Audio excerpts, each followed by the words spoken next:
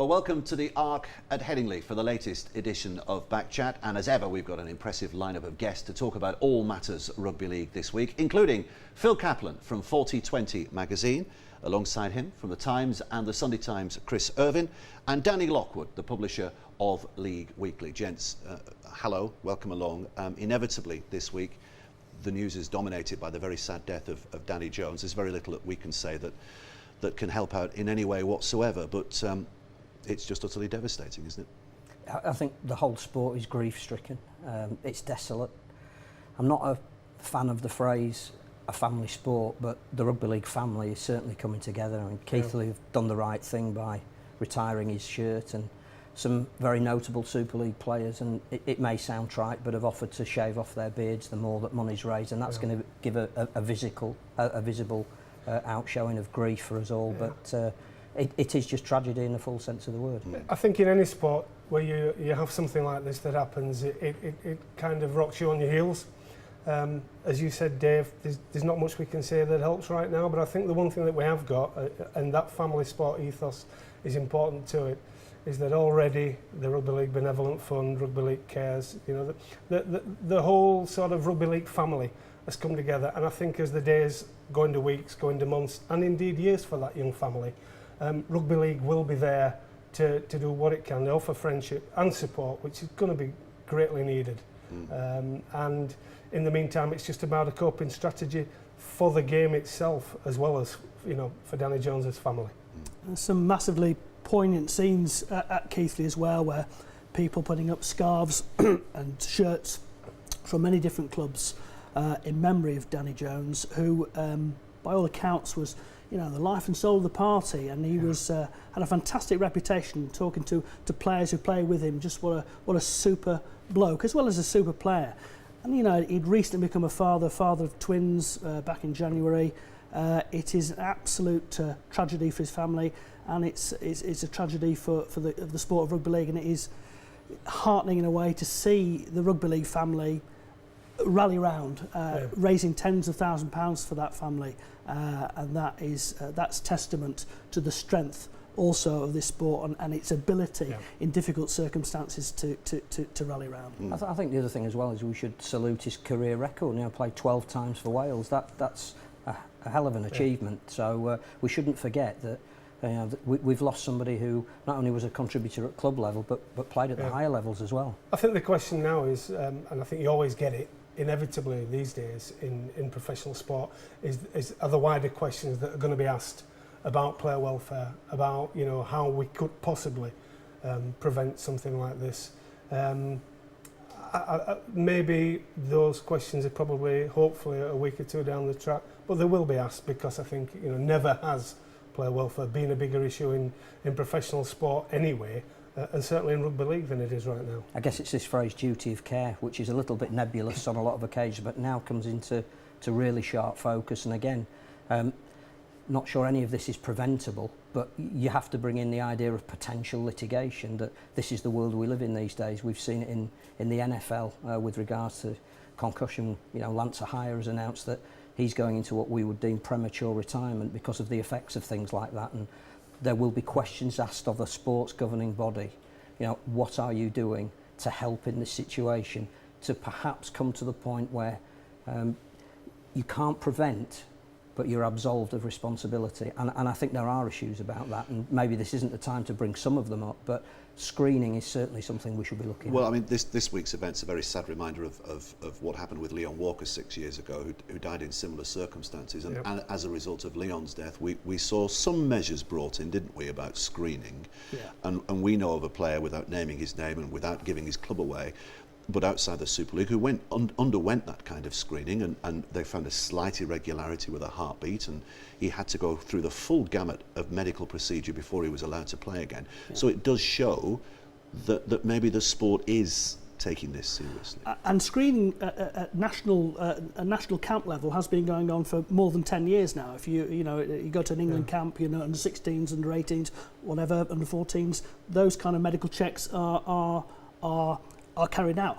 Whether they can prevent everything is unclear, because in the case of Liam Walker, when it got to his inquest, he suffered it was a rare coronary artery condition that wouldn't have been picked up, according to the inquest, in medical screening. We also had the case of Adam Watini as well, another Wakefield player, and that tragedy came within a short time of each other and hit Wakefield for 6. But Adam Watini had a hereditary condition that I don't know if it had been picked up at screening or not. So it's easy said than done. But and Adrian Patel, Roy Powell. Adrian Patel at the 2012 Magic Weekend, came off the pitch and within a few hours had suffered a heart attack as well. And it was at that point that really this kind of screening was spread to Super League clubs, and that's now a mandatory thing at Super League clubs. And it isn't. It includes their academies as well, which is good. It is good, but it's not mandatory at Championship or League One level. I think it's on a voluntary basis, and that's something I think we should look at. And I don't think there's any doubt whatsoever that will be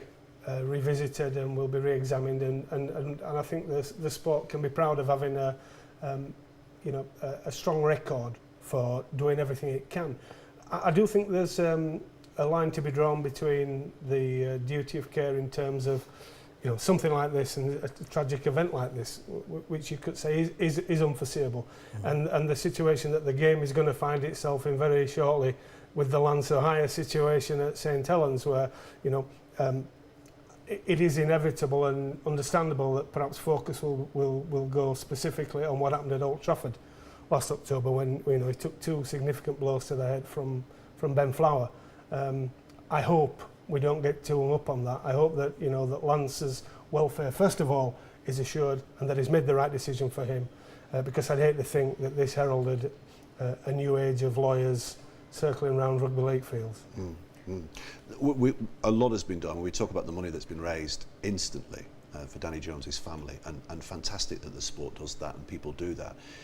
But we also have to, don't we, take into consideration the other players, not just the Keighley players, but the London Scholars players, because they will have gone through a hell of a shock. And the Halifax players who we played with previously, the Welsh players who obviously was in the last World Cup. But to have been there, and the spectators as well. I mean, there is an issue of counselling, I think. And you mentioned the Wakefield case. That I know that John Keir certainly his team had counselling on the back of the tragic events there. I don't know how you cope with it. I don't know how you can go out the next time you play and realise that somebody isn't alongside you who meant so much to you. I don't know how the opposition cope with being the first team to play against that Keighley side with such emotion attached to it. It's part of the process, though. It has to be done. It has been done before. I think we can. I think a large part of the process as well has got to be celebrating Danny Jones, celebrating what he did, what he brought to the sport, what he brought to his club, and honouring it in that regard. And sometimes onwards and upwards is a pretty healthy part of that grieving, mending, rebuilding process. Well, I think to her absolute eternal credit, his wife Lizzie came out very soon afterwards and said she'd like the club now to win the League One Championship in memory of Danny, and I think that's how you pick it up and perhaps move it on. It is a tough, unforgiving sport. It's a tough, unforgiving world. But every player that crosses that whitewash, exhibits a real measure of courage, and whether that's from under 7s, under 8s, whether that's on an amateur field, whether that's to semi-professional or full-time professional level, let's never lose sight of what people put at risk. Every single time they walk on a field. That notwithstanding, this sport gives a heck of a lot to a heck of a lot of people, and let's not lose sight of that. They're a tight-knit club, Keighley, and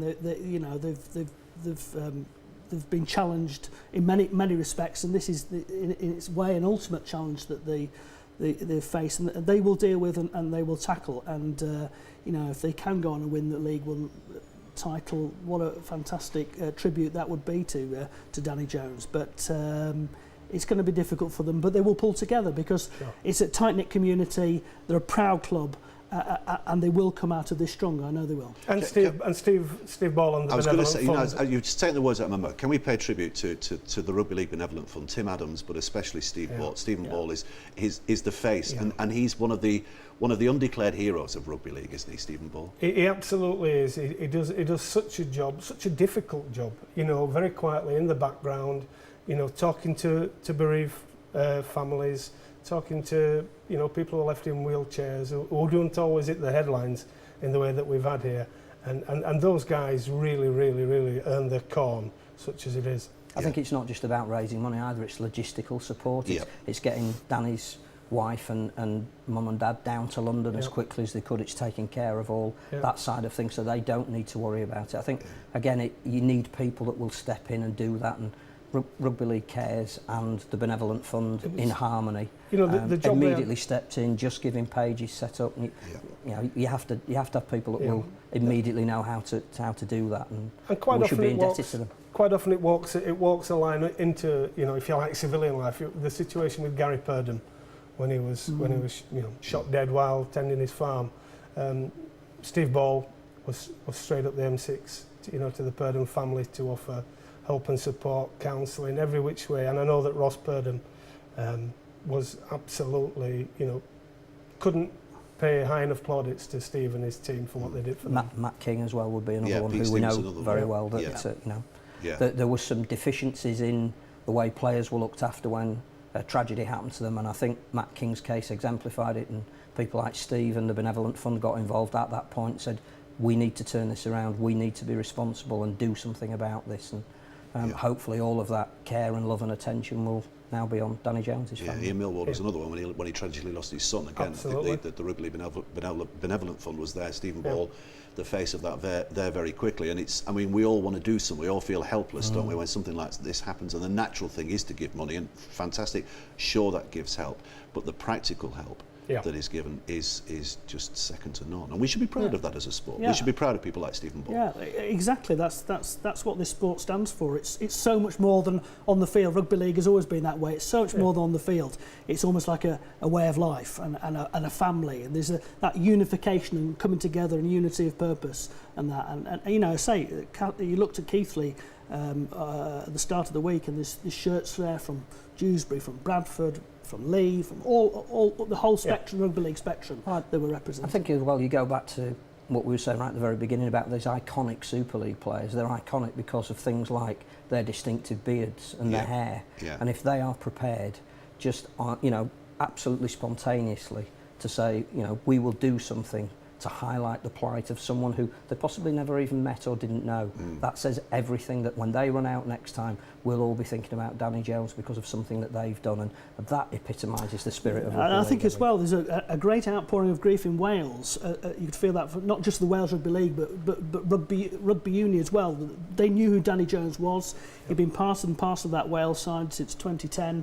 He took part in, you know, they got there to the Four Nations in 2011, and he played in the game against the Cook Islands in the 2013 World Cup. So, and that resonated to Australia. There's a lot of outpouring of grief in Australia. The story of Danny, you know, what happened to Danny, it went worldwide. You know, it was reported on CNN in America and Australia. So it tugged at everybody's heartstrings, and it's a human tragedy, not just a sporting one. It is. Another aspect of this as well. I mean, nobody will have more pain and suffering than his immediate family, obviously his wife and his two little babies and close family and friends. But so many people affected, and you have to spare a thought for John Keir. He's not likely to want the spotlight turned on him, but he had to deal with Adam Watini, the aftermath of the Adam Watini incident, the aftermath of Leon Walker, and now as the Wales coach, he's going to have to deal with the aftermath of this as well, isn't he, when they're going to camp this autumn? Well, with you know, with respect to everyone else in the game, there aren't many coaches and men around better equipped to deal with things like that than John Keir. You know, he's been to the very top of the game. He's coached at grassroots levels. He's a great man manager, is John Keir. And so that Welsh squad will be in great hands, I think, when that moment comes. I also think they'll be very emotionally charged as well the next time they go out, and it's about managing that emotion, and John would be absolutely the perfect person to do that. You know, they'll want to pay as fitting a tribute as they can when they're wearing that national shirt, which I know is passionately important to the Welsh people, and I think John won't over-motivate them in any way, but he will allow them that process to pay tribute in the manner which they feel fit. And as you say, you know, we paid fulsome tribute to Stephen Ball. We should also to John Keir, not only for what he is going to do, but for what he has managed in the past. He's the perfect man to have around to put an arm around shoulders, because he knows exactly what people are going through. Well, he's been there and done that, and he's, you know, I think Wakefield, when they had the deaths of Adam Watini and Leon Walker, they were hugely challenged at that time, and John Keir was very part and parcel of, you know, of keeping that club together and moving forward, and he will do the same with Wales Rugby League. He's experienced, unfortunately, this before, but he's the right man at the right time. Absolutely. Lessons to be learned? Is there anything the game could have done better, or has the game been pretty good at the way it's reacted? I'd just probably go back to mandatory screening now for all levels of the game, semi-professional and professional. Whatever it costs, it's negligible compared to monies that come in on television contracts. I don't know how you can check hereditary pasts of players, but I think, again, some kind of a form that says, you know, do you know in your immediate family if there has been a history of heart trouble? Not everybody wants that, though, do they? Not everybody wants to know if they've got... Well, you can't enforce that, I don't think. No, but again, all you can do is put it in place. You can only... Time will lend perspective to this. Yeah. And we have a great record for learning, such as we can, and sometimes lightning strikes. I think, you know, everything in its time, and I think the sport, Red Hall, has got a pretty good record at the minute of looking within itself to see what can be learned and what can be done, and I've no doubt that will happen this great time. Awareness, of heart problems and taking care of yourself was highlighted by Adrian Patel. You know, when he he recovered from his heart attack, and he came back, and, you know, part and parcel of Bradford, but, you know, the messages that he and others have put out, you know, are really strong ones. There's a bigger issue about men and how we take our health seriously, and we don't, do we? We don't see the signs, we don't have the precautionary x-rays, we don't go and see our doctors often enough, and maybe if there's an increased awareness of men and health on the back of this, that's all we can do, maybe. Okay, well, that's the end of our first part of Back Chat this week, and of course the situation with Danny Jones puts the rest of rugby league matters into context, doesn't it? But we'll be tackling some of those other issues after this break.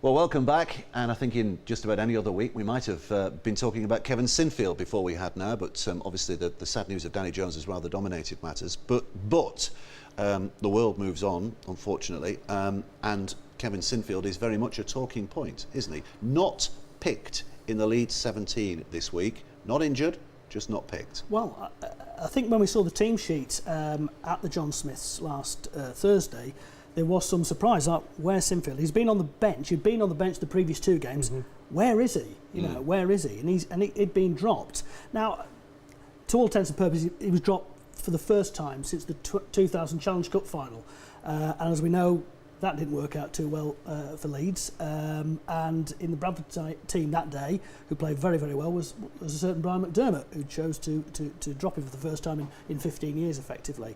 I was surprised. I think one or two others were. And when it got to the denouement of that game, and young Liam Sutcliffe had a chance to win it with a one-pointer, it was screaming out, Kevin Sinfield territory, and he wasn't there. But isn't that exactly why he wasn't playing? To give Liam Sutcliffe the chance to be in that big match atmosphere at the end of a game. Do you think Kevin Sinfield sees it that way? Do you think, I've made that sacrifice? I hope he doesn't, but because he's the ultimate professional. Hang on, let's put reputations to one side. If you've seen both those players playing this season and you had to choose between one or the other, you'd pick Leon Sutcliffe every time. I think also they were playing Huddersfield, and I think you go with a forward-loaded bench, you can probably only afford one player who is a playmaker. It was either Burrow or Sinfield. And obviously it's a brave coach that will make that decision, but that's the decision made for that game. And you would hope that Kevin Sinfield wouldn't like it, but I'm not sure Kevin's a bench player either. No. I think he, at the age that he's at, and the fact that it's so difficult to get into the speed and tempo of a game off the bench, he has to start or he doesn't play. Yeah, I think it raises different questions now. We all know that he's signed a contract for Yorkshire Carnegie from the end of this season. I wonder if this heralds whether it be a loan or a full-on transfer. I don't think Brian McDermott will give up a jewel like Kevin Sinfield that readily. But if he needs to keep him playing, he's not going to send him out with the 19s, is he? But I think I wonder if he might go early. On that particular day, he also needed to see how fit Jamie Jones-Buchanan was. He'd just come back into contention. And actually, in the first half of that game, when Leeds were dominant, it was their second row pairing of Jones-Buchanan and Delaney that actually were their better performers. So I think it's just a question at this stage of him genuinely sitting down and picking the best team he thinks for each game. What's interesting is this weekend Leeds are away at Widnes and their artificial pitch, where normally you tend to rest your older players who've got joint issues. So if you don't bring Kevin Sinfield back for that game, the likelihood is you're not going to bring him back for the following week, which is the cup tie against Huddersfield. And then when he's been out for 3 weeks, then it does become a bit more of an issue, I think. I mean, it is a difficult one, isn't it? And full marks to Brian McDermott for tackling it head on. Because, I mean, he's had some big decisions to make this year, and that's one of them. And he's made a decision. That's all you can ask of a coach, isn't it? The future is now. That's the way he regards it. Yeah. But the fact is that Kevin Sinfield is available until October. I'm sure he will play some of the part. I'm not sure, Danny, whether he would go to Carnegie early. It's a possibility. They share the same stadium, etc. Well, we have to ask the question, don't we? He's going to be 35 by the time he officially pulls on a Yorkshire Carnegie shirt for the first time as Kevin. You know, most guys that are going for a run out at Rugby Union are playing in the local vets team at that age. He's got a steep learning curve. He's going to have to. It is a massive culture step. Is the league to Union? He thinks he's going in as a fly half. That is the biggest. That is the biggest change in any position, I would argue. And I just think that. If you need him working out, if you need him keeping fit, if you need him being busy, you might as well. I'm just not prepared to rule out this guy's a history maker. He is. I wouldn't. If I was Brian McDermott, I wouldn't, Chris. And I still think that Kevin Sinfield will have a key part to play in this season. I think there's a couple of other issues as well. As I think the plan was Kevin Sinfield was leaving at the end of 2016. Yeah, originally. By hastening this. It's thrown a different priority onto the team dynamic this year because you can't just allow him to leave and not have made some succession planning. But also, I think we've said even in the first part of the programme, this is an unforgiving sport. You need a squad. Yeah. There's so many teams at the moment that are suffering multiple injuries that you're not going to allow a guy who is, as you say, a history maker to disappear completely when they're still on the road for 2 potential trophies. What you said about Sinfield being the consummate professional is true as well. You know, Liam Sutcliffe needs as many miles on the clock as he can get before we get to Wembley in August and before we get to Old Trafford in October. And to make mistakes. He needs to. Absolutely right. You know, I thought he got a little bit of a lesson on Thursday night from Danny Brough, who is still to me the preeminent playmaker in our game. Is he your nephew? Because you always go. You've got a lovely Danny Brough. I think if you watch how we played against Leeds, I thought that was a cracking game, by the way, on Thursday. And I'm really looking forward to the rematch in the Challenge Cup next year. Huddersfield love playing Leeds, don't they? That does set it up. If that doesn't sell tickets. But we saw a piece of magic from Brough. We then saw Sutcliffe with a beautiful little delayed pass to create a try. You know, this kid could be the next big thing for England. Yep. Liam Sutcliffe. So letting him make mistakes, letting him have those 1 point moments, whether they come off or not, is critical both to his development, to Leeds' chances, and but you can't overplay him either. I think that is the other issue, that you do need to have this ability to swap and match as you see fit. And again, we've seen with some of the young players at all clubs who've come in and done a brilliant job, there will be a mental toll as well as a physical one on them. Yeah. And that you do need to withdraw them every now and again. They do need to refresh. They do need to go away and work on the deficiencies that have been pointed out to them when they've played. But you don't allow a guy who is the totem in the dressing room to just disappear. Yeah. Okay. Well, you talk about injuries and lots of other interesting results this weekend with the eyebrows raised. Perhaps the most interesting was Salford at Hull. What was it? 15 first-team players allegedly not available for one reason or another. They tried to get the game called off, quite rightly. Hull said, no, we're playing. And Hull just about got away with it. But that was a fantastic effort from Salford, wasn't it? Yeah, you're not. It was, but they didn't half go on about how many players are missing. Did you hear Is it them or us? Did you hear Castleford, who were missing 10 first-teamers, complaining and moaning and bleating? Well, and Darryl Powell. Hull had 8 out on the night. Exactly. This was, look, they were playing, Marwan Kukash was playing mind games there. It was not. They had a decent 17 out, and they weren't good enough against a Hull side who were also missing players. A lot of sides are missing players at the moment. It's difficult. And also, of the people Salford missing, 4 were suspended. It's not exactly. Was there a case for charging Salford with bringing the game into disrepute for publicly asking for that game to be called off? No. This isn't Dewsbury Moor under 12s, is it? No. Can we play you next week when we've got some of our kids back from holiday? Dewsbury Moor under 12s that throw a couple I don't of think for a 14-year-olds. minute they thought that the game was going to be postponed. Not even for a minute. I think it was just. So was it just pure I think it was reverse probably psychology? It was Marwan being Yeah. Marwan, the spin doctor, wasn't it? You know, Reverse I saw one of his tweets where he was asking for something else to be cancelled because it clashed with Chester races. Yeah. You know, so he's having a laugh at himself. He's creating column inches. He's generating interest. And as Lee Ratford said, you know, it paid tribute to the mind games they were playing. He said they're just trying to put all the weight on us in the changing room. I'm glad we survived not just their challenge but their games and came through with a win. Massive result for Hull, because had they lost that, you would have said they're down with Wakefield, they're cut and dried. Having won it, suddenly they look like a team who've got a chance this year now of making the eight. Well, their recent record's not bad, is it? 3 wins out of 4 and a cup tie as well. So actually, in terms of form guide, they're not far off being the best in the division. The trouble is the deficiencies we've highlighted, all of us, that they may have in scoring enough points. That hasn't gone away by beating Salford. Lee Radford made the joke first game of the season when he came in after they beat Huddersfield, and it was 19-0, wasn't it? He came in and he said, "I'm now the second favourite coach to be the first sacked." Is Lauren Fraser now the first favourite to get sacked, given what Caplan are not doing this season?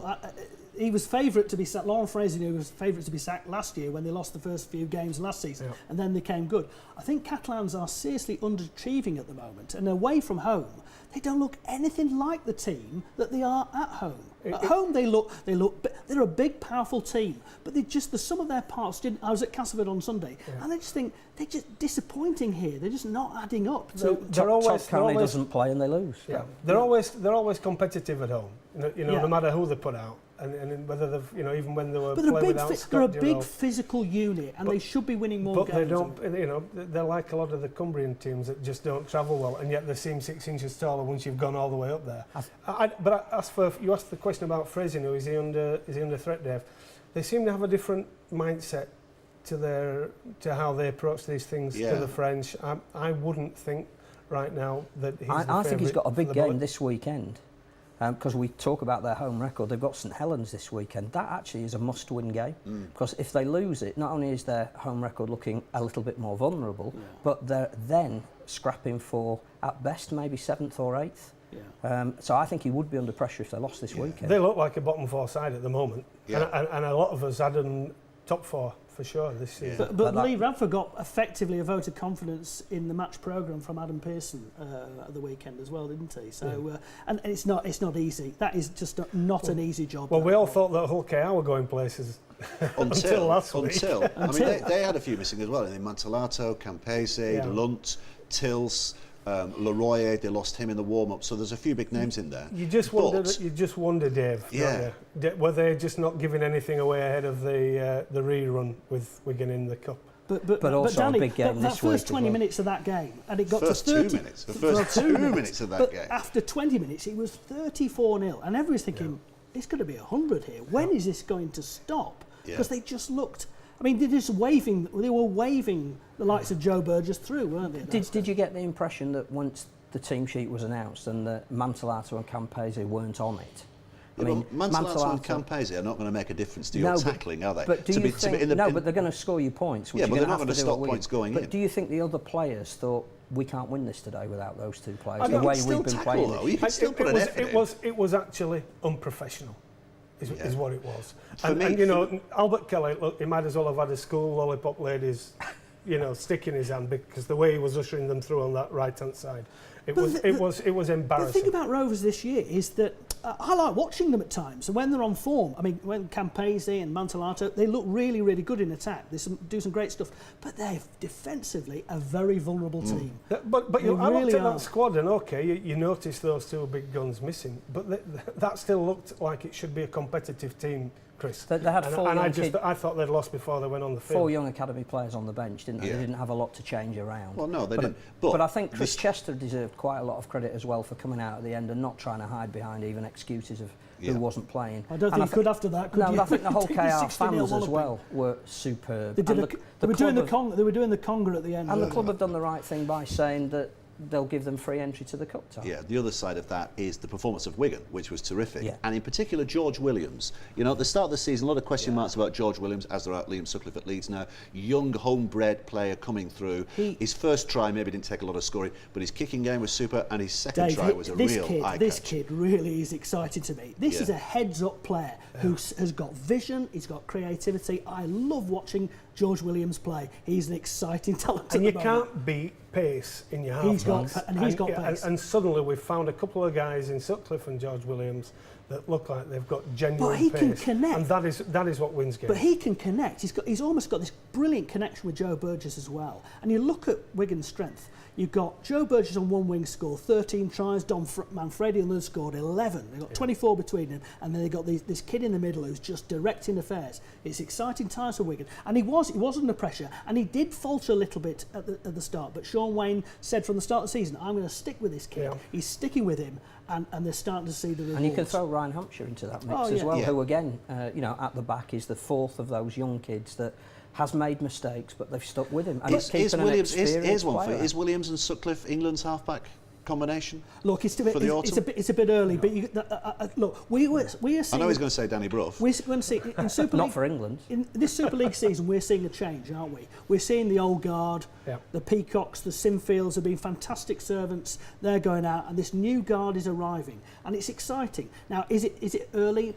Maybe what it says is we need England nights matches, that we seem to have gone a couple of years without being able to see this next generation play at a higher level. And there's some brilliant talent out there at so many clubs. Joe Greenwood, until he broke his leg, would arguably John Bateman as well. Yeah, I think Stevie Ward's topping the tackles in Super League. Don Manfredi. We need to see these guys, but I'm not sure you can bring them all into the senior international team. But if we had a proper England Nights programme, and I think they are going to play a couple of games this autumn, then that's the next step. Steve McNamara's been able to see them from Australia. Let's hope he's got his video. But wouldn't it be nice? He'll be moving to New Zealand soon, won't he? Because that's where the new power base of rugby league is. New Zealand. You have to learn from there. I do think that you need some continuity, particularly in your halfbacks, and I think Gareth Widdop provides that for the moment. It'll be interesting to see who can physically match his game, because you do play a first and second receiver at halves. We've always thought of Danny Maguire as a standoff, but he is effectively the old-fashioned scrum half for Leeds now. So I think it's more about who will fit with Widdop, and I suspect that Steve McNamara will still be looking at Matty Smith. But we're seeing some good halfbacks. I mean, Luke, that's a little shout out for Luke Gale at Castleford, another guy who's really, really performing well. So exciting times in that respect. Oh, absolutely. Yeah. We had also this weekend, we had Warrington Widnes. That sounded like an absolute humdinger. I didn't go to. I was at Dewsbury Lee this weekend, so I missed that one. But Warrington Widnes sounded like an absolute cracker. What was it, 18 seconds to go? Well, I think it's about, was it 12 seconds? They shifted the ball wide. Magnificent pick-up by Joel Monaghan down low, beats a couple of tackles in the corner, and they win the game. And that's revenge, because Widnes have walloped them at Easter. You've got to feel sorry for Widnes as well. They can't win away from home, can they? No. And everyone says it's the pitch. It's the pitch. They keep denying it. But they nearly did it then. That was nothing about the pitch. They ambushed Warrington. They really took it to them. Kevin Brown, once again. Well, there's another halfback. There's another one. Another one who the boat has unfortunately Another passed. one who's faced, never has fit. And still doesn't, but he looked like the dominant halfback on display in that match. He's going to be the Tommy Martin and Lee Breers of the next generation, isn't he? We're going to look back on his career and go, how on earth did he not play more as a representative But player? Is that why Warrington have bought Kurt Gidley? That they see there is a deficiency in their halfbacks. They've tried various combinations. Declan Patton is another young one who we should keep our eye on, who could go to the higher ranks.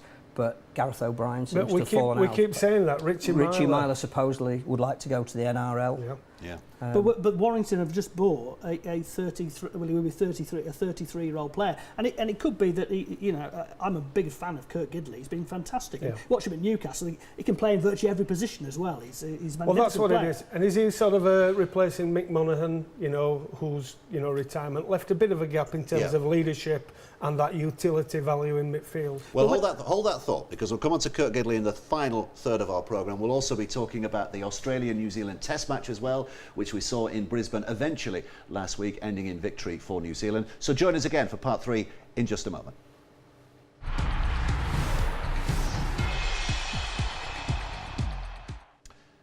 Well, welcome back to the final part of Back Chat. We touched on him just before the break, but let's talk a little bit more about the big new signing of the week. Warrington announcing that they're signing Kurt Gidley. Of course, we saw his brother Matt playing for St Helens over here for 2 or 3 years, didn't we, a few years back? But Kurt Gidley's coming over for next year and possibly a year after that. Good signing? What do you reckon? Utility value, definitely. Can play in all of the spine positions. Good influence that you mentioned just before the break in the dressing room. I'm not sure, it's just the age thing. I like you, I'm just sceptical a little bit about, yes, he's got value, but it's back to the Sinfield question again. Is it a long-term value? Is a youngster now being denied a position by him coming in? I'm not sure. Warrington presumably see that he is a huge influence. I don't see it as a great step forward. Yeah, it will be an influence as much off the field as on it, I think. But I think given how the Australians performed at the weekend, Dave, there might have been Cameron Smith, Cooper Cronk and 1 or 2 even better deals than Kurt Gidley on the table in a month or 2. Do you think it's a bit like Danny Badeiras, again, who came from Newcastle at that same sort of age and was actually very important in the Leeds dressing room? Not so much what he did on the field, although there was a lot of that, but the influence he brought off it. Yeah. Alfie Langer, who came over, retired from the NRL, came over, played for Warrington, ended up playing State of Origin again. And Match winner in the State of Origin. Danny Badeiras went back and had a couple of golden years, even after we thought he'd done at Leeds, didn't he? So but it can be done. In this era, so in this age at the moment, we're talking about marquee signings. He doesn't exactly strike me as a marquee I don't think they're breaking. I don't think they're breaking the the bank bank for Kurt Gidley either. And I think if a big name did come up, they'd probably still have a little bit left for it. But it's that old adage, isn't it, about players coming over from the NRL at the back end of the careers. It's another of those. But he's a big name, certainly. I think he can do a very good job for them. Is it going to put more backsides on seats in the Harold Jones Stadium? I'm not quite sure yet. But Tony Smith's a shrewd operator. He doesn't make many bad calls, doesn't Tony, does he? Let's revel in the misery of Australian Rugby League, shall we? Beaten by New Zealand, beaten at half-time by New Zealand. They were beaten already, weren't they, at half-time by New Zealand in the Test match on Sunday morning, as it turned out, after the rains of Friday in Brisbane. 3 successive defeats. Dabbing away tears. The tears are away. 3 successive defeats against New Zealand, who are now, if not... on the verge. Well, they are the number 1 country now, aren't they? Well, only if they beat England. Yeah, but they can quite rightly say. Does that mean England might be number 1 if they beat the Kiwis? No, it means England will be 3rd, but they can merely prevent the Kiwis. Okay. Are we at the end of an era, though, isn't it, that Australian side? Have we seen this kind of an end of an era before with Australia? We've seen them evolve in a much smoother way. This seems to be a full stop, doesn't it? I'm not sure it is.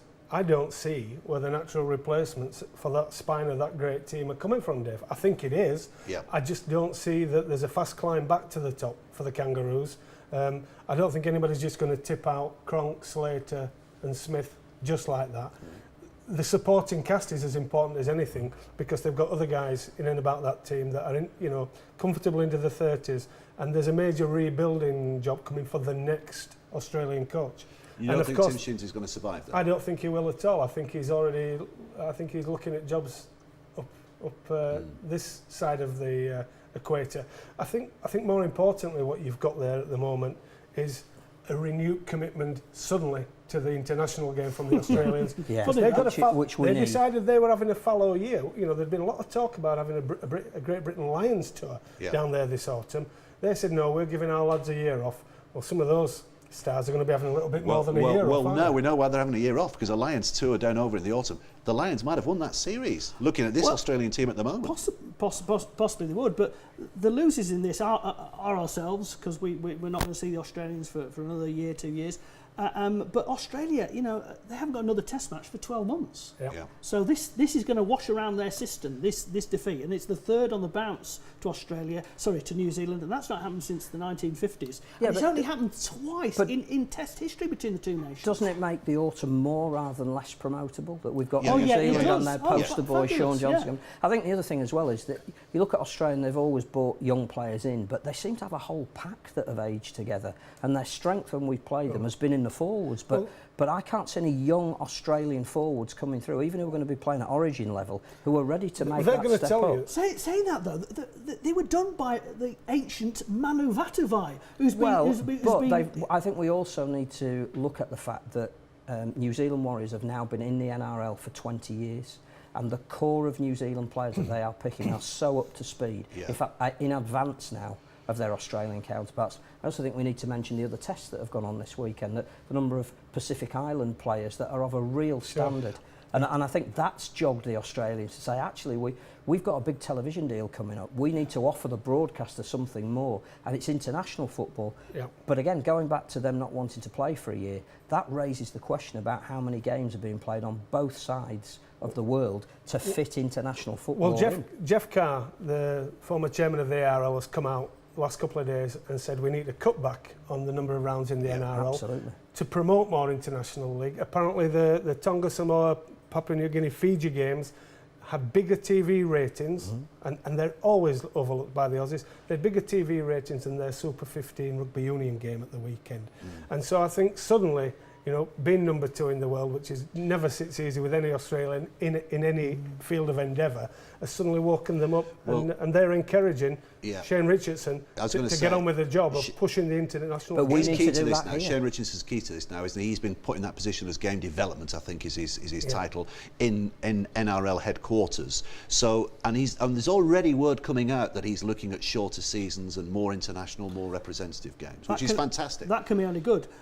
The great strength and the great weakness of Australian Rugby League is state of origin. It's its strength in so many ways, but it's its weakness because it just robs and takes away from the international game. Well, it does when Australia are dominant, Yeah. but if the Australian national team are not winning games, suddenly that state of origin game becomes that's true. a lesser thing. This will focus their mind. It will focus their mind. But in terms of the TV figures, they were saying, might have read in your paper, Danny, that when it comes to television figures and international teams, the Kangaroos sit only behind the Australian cricket team in terms of impacts and viewing figures. Yeah. So the Kangaroos are a big draw card, and they're not going to play for a year.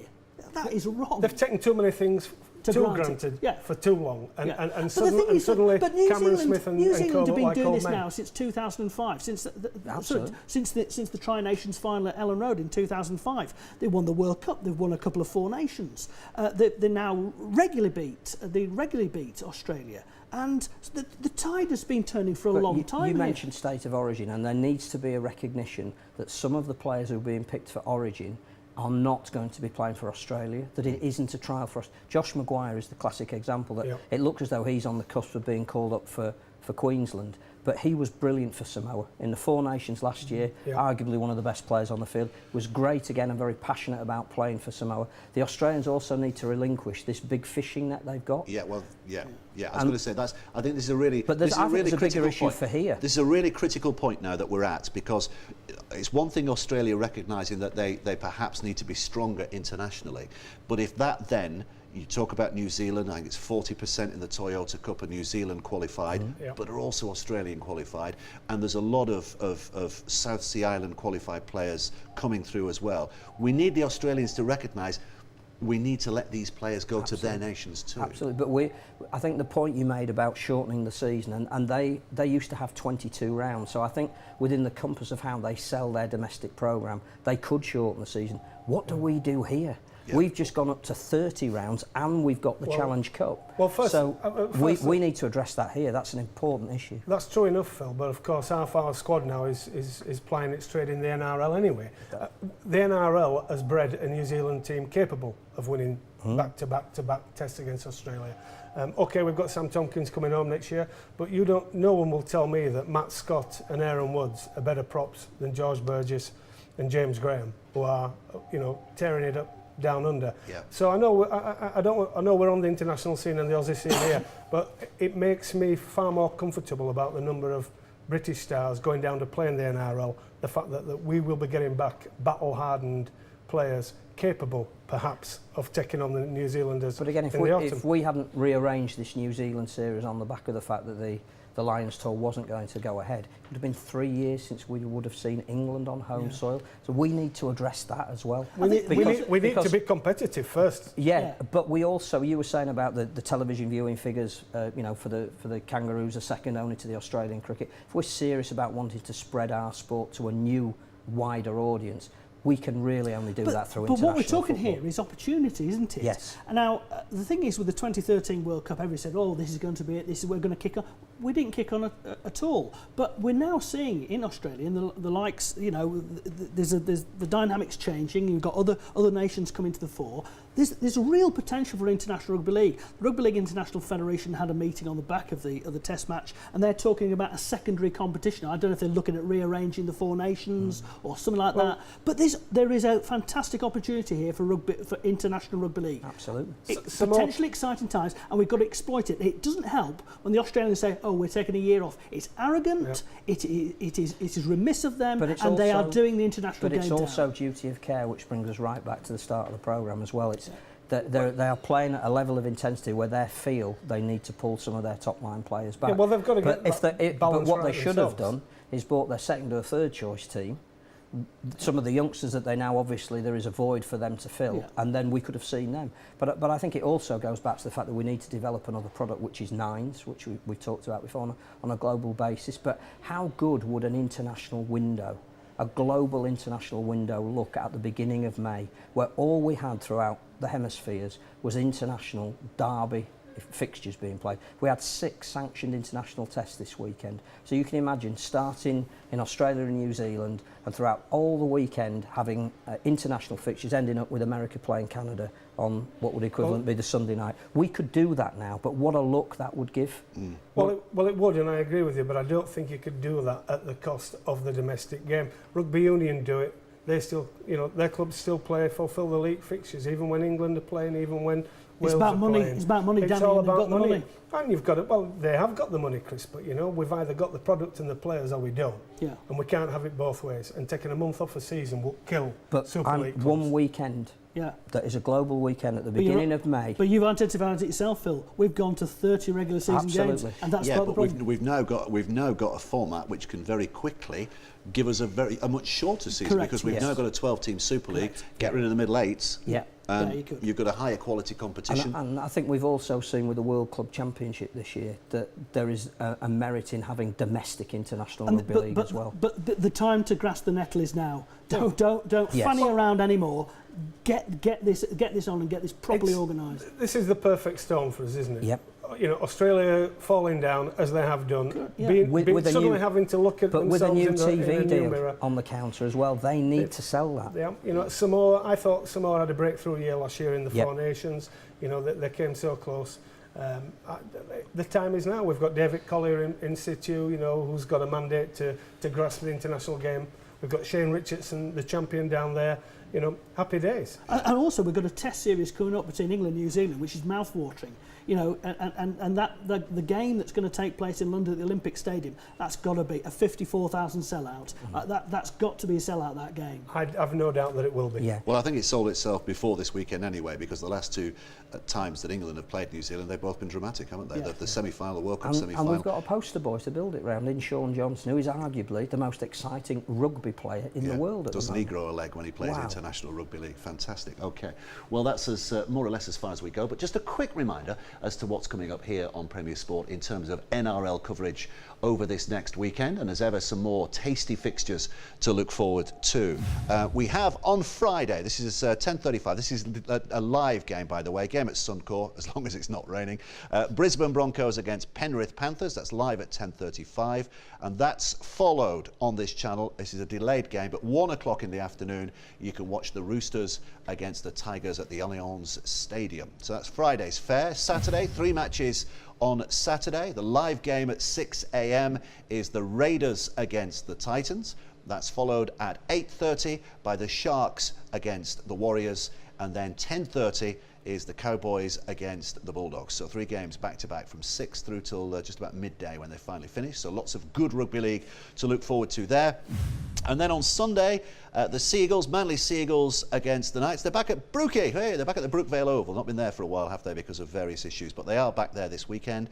And the Eels against the Storm as well is that's at 7 o'clock. The Manly game is at 5, and the Eels against the Storm is at 7 o'clock. And on Monday, just the one game, South Sydney Rabbitohs against the Dragons at the ANZ Stadium. That's a 10 o'clock kickoff, and it's live.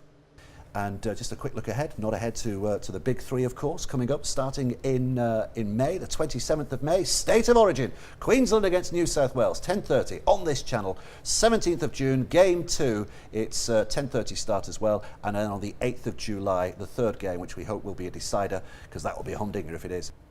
So that's lots to look forward to as far as the NRL is concerned. That's as far as we go today. Very big thanks to Danny Lockwood, to Phil Caplan and to Chris Irvine. But the final word, of course, has to be with Danny Jones. And it goes without saying, our condolences to Danny Jones' family and friends in what must be a very, very difficult time.